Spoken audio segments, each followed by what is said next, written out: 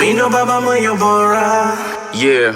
Moyo bora, hey. Mino baba moyo bora. Mwenye bora si bora baba kababa wengine. Mike Jackson aka Chep MC aka Baba Bora hapa kwa show Baba Bora all over the TZ, all over the world. Good morning Africa, good morning Tanzania. Kama kawaida yangu nakwambiaga na kuaga hapa kupiga mastori na watu mbalimbali kuhusiana na hengo ya ubaba. Unajua sasa hivi dunia kuhusiana na mababa bora tumekuwa hatuwapati kwa wakati, kwa sababu unapokosa kumpata baba bora katika ulimwengu huu sasa hivi hauwezi kupata kiongozi bora pia. Kwa hiyo hili tumpate baba bora katika hii jamii, inabidi tukae vikao kama haya tuweze kupiga mastori na watu mbalimbali waliooa, ambao hawajaoa au vipi, na ambao waliingia kwenye ndoa wakatoka. Wote hawa watu tunawaleta kwetu hapa ili tuweze kupiga nao story za hapa na pale. After Shorty Black I'll be back na utajua what's going on. Don't go nowhere. Mino baba moyo bora. Yeah. Moyo bora, hey. Mino baba moyo bora. Mwenye bora si bora baba kababa wengine. Baba bora mwenye bora ni mimi, mwingine zaidi yangu labda babangu mimi Chep MC The Monotone Mnyamhanga. Baba bora mimi mwenyewe kwenye show yangu kubwa ya Baba Bora all over the TZ, all over the world, kama ninavyokuambia kila siku hapa. Kabla sijaondoka kwenda break, nilikwambia nitakuwa na mgeni wangu, na mgeni wangu leo ni Victor Tumaini, mwanamuziki wa Injili kutoka Tanzania na Mwanza kwa ujumla. Kwa sasa hivi anafanya vizuri sana. Victor Tumaini, karibu sana kwenye show. Asante sana, Bwana Yesu asifiwe. Bwana, amina. Bwana, mimi nafurahia sana kukuona hapa leo. Mimi mwenyewe pia nafurahia sana kwa sababu ni kitambo sana. Kwa namshukuru Mungu tena kwa kunikutanisha na wewe bro. Mimi namshukuru Mungu pia kwa sababu interview ya mwisho mdogo wangu tulikutana kule kwenye entertainment, lakini leo tupo kwenye show za kiutu uzima. Leo tuko kwenye engo ya ubaba, tunamzungumzia baba, na kwa kiwango kikubwa sasa hivi umekuwa japo hujaingia kwenye ndoa. That's why kwenye mahusiano sijui mwanangu. Ngoja nikuulize kizushi. Kwenye mahusiano vipi? Upo baba?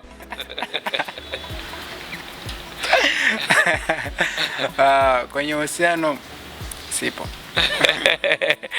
Wanakimbiaga hawa kwa sababu dunia imepevuka hii au vipi bwana? Dunia ishavua nguo hii, dunia ina mambo mengi sana. Lakini all in all hakuna shida, kwa sababu maisha lazima yaendelee na kila siku lazima tusonge mbele. Mimi naweza kukuona kwenye harakati zako, una harakati nyingi sana za muziki wako wa gospel, japo sijakuleta hapa kwa ajili ya kuzungumzia muziki wako, lakini nakuona kwa sasa hivi umekuwa kiimani sana, si ndivyo ilivyo? Yeah, of course namshukuru Mungu kwa sababu nimepata maarifa ya kutosha kutoka kwa watumishi wa Mungu, na Roho Mtakatifu pia yuko ndani yangu ananifundisha kila siku. Yeah, ndio maana niko hivi unaniona. Na iko ndiko kilichopelekea mimi kuweza kukuleta kwenye show, kwa sababu ninachokielewa zaidi kwa mafundisho uliyopata kwenye dini kwa muda ulioishi, kwa sababu ni miaka mingi tumekutana na sasa hivi nimekuangalia umegrow up, umekuwa kiimani, umekuwa mkubwa sana. Ndio maana nikakualika kwenye show yangu ya Baba Bora, kwa sababu tunahitaji kuzungumza kuhusu engo ya ubaba. Baba ni nani? Ili uwe baba unatakiwa uwe nani? Ndio kitu nilichokuletea hapa. Je, uko tayari? Una uwezo wa kujibu kile nitakachokuuliza mzee? Yeah, nipo tayari. Nipo tayari kujibu kila kitu. Japo ujengea kwenye mahusiano na ujengea kwenye ndoa, si ndio? Yeah. Lakini nafikiri kukuru kakara za mahusiano unaziona, kukuru kakara za ndoa unaziona. Mababa bora unajua wanatakiwa waweje kwa experience yako ndogo. Nataka nikwambie, ili uwe baba bora, wewe unahisi unatakiwa uwe mtu wa aina gani? Cha kwanza, ili uwe baba bora, kabla hujaingia kwenye ubaba wenyewe, inatakiwa unapoingia kwenye mahusiano uwe na malengo gani na uwe na maono gani. Kwa hiyo maono yako na malengo yako ndio atakao kufanya unaandaa familia gani, na familia hiyo ndio itakao kufanya uwe baba bora wa aina gani. Unaponiambia kwamba hayo yote unaniambia kwamba aje kushape uwe baba bora wa aina gani, si ndio? Kuna watu right now wanaishi na wanawake, wana watoto wawili, wengine hadi 6, wengine hadi 10, lakini hawako kwenye ndoa, ila wameoa wanawake na wanaishi nao. Na kuna wengine wapo kwenye ndoa na wake na wanawake wanaishi nao. Je, unahisi kati ya hawa watu wawili, kati ya hawa watu wawili, huyu ambaye yuko kwenye ndoa au vipi, na huyu ambaye ameoa hajafunga ndoa, yupi kati ya hawa watu wawili ni baba bora? Cha kwanza, watu wengi wanahisi kwamba ndoa ni pale unapoenda kanisani na kuweka pete. Sio hivyo tu. Pale ambapo wawili wanakubaliana kwa pamoja na kushiriki kimwili, hapo tayari ni ndoa imefungwa katika ulimwengu wa roho.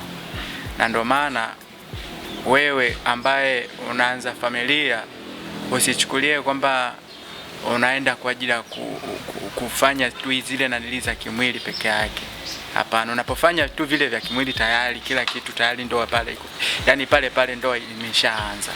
Umeelewa? Kwa hiyo hao watu ambao wanaishi pamoja, jarishi walioana kanisani ama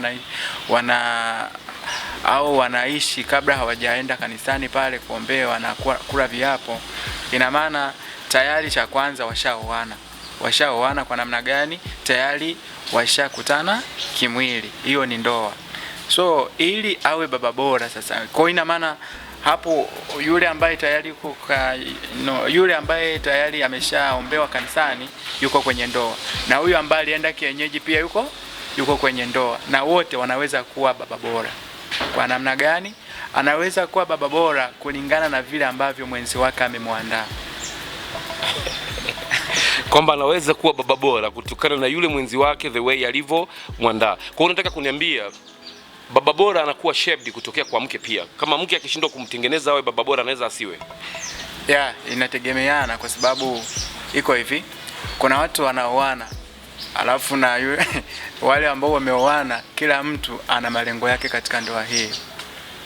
Baba bora anaweza kuwa baba bora pale ambapo nia yake na lengo lake ni sawa sawa na yule aliyemuoa. Sijui umenielewa.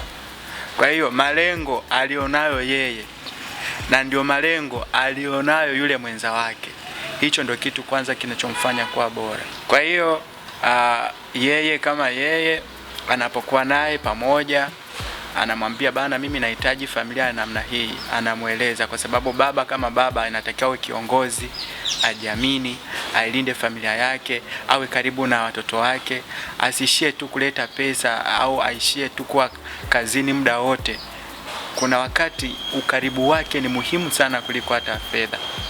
Kwa hiyo pale anapokuwa yeye na familia yake, anaonyesha ukaribu yeye na familia yake na kuhakikisha watoto anawalia katika misingi ya imani bila kubagua na bila kuwa mkali sana katika familia. Awafanye kuwa marafiki watoto, ampende mama, ampende kweli kweli. Hata kitokea changamoto asipigane mbele ya watoto, wanaona kile kinachoendelea. Hivyo yani. Huyo ndio baba bora. Huyo ndio baba bora kwa sababu baba ni nguzo. Cha kwanza baba ni nguzo na baba pia ni mlinzi.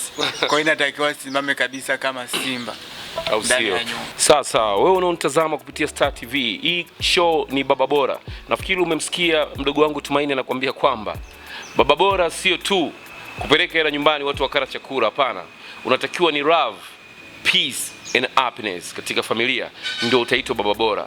That's why nasema love, peace and happiness. Love ni upendo, peace ni amani, happiness ni furaha. Hivyo vyote vinamfanya huyo mtu kuwa baba bora, na ndicho anachokiongelea Victor Tumaini. Isitoshe ni kijana mdogo hajaingia kwenye ndoa, lakini anajua vitu vingi sana vya kwenye ndoa. Yani anaijua ndoa, lakini nafikiri imani iliyomjenga yeye na mafundisho aliyopata kanisani ndio anamfanya awe na nondo za kutosha kuweza kutujibia maswali hapa na kuweza kutengeneza kipindi wanaotazama kupitia Luninga Star TV kuweza kuona kwamba baba bora ni nani, baba bora anatakiwa awe nani, japo Victor Tumaini hajaingia huko. Lakini all in all tunapenda kusema kwamba yoyote tunayemleta kwenye show hapa, haijalishi ameoa, haijalishi ameolewa, haijalishi yeye alioa mke akaachana na mke wake, haijalishi mwanamke aliachana na mumewe akawa msimbe. No, tunachokifanya sisi ni kuwaleta watu hapa kwenye show kuja kupiga story zetu, tumjue baba bora ni mtu wa aina gani. Ni kama Victor Tumaini alivyokuambia kwamba baba bora anakuwa shaped pia kupitia kwa nani? Kupitia kwa mkewe. Kama mkewe anaweza kushindwa kumshape mwanaume, basi mwanaume hawezi kuwa baba bora, au sio bwana? So Victor Tumaini, narudi kwako. Unajua tumepotezana muda mrefu sana na nimekuwa nimekufuatilia sana kwenye mambo yako mengi sana, lakini umekuwa haujaingia wewe kwenye ndoa. Sababu gani sasa inakufanya wewe usiingie kwenye ndoa? Cha kwanza, sababu inayonifanya nisiingie kwenye ndoa ni aina ya watu ambao naweza nikasema nakutana nao. Kwa sababu kupenda najua kupo, na kumpenda unaweza kumpenda mtu, lakini je, yule anayekupenda malengo ya kwako na yake ni sawa? Kwanza Victor Tumaini, hapo usindete story. Unajua wewe, mimi nawapendaga sana je watu kuwaleta kwenye show yangu.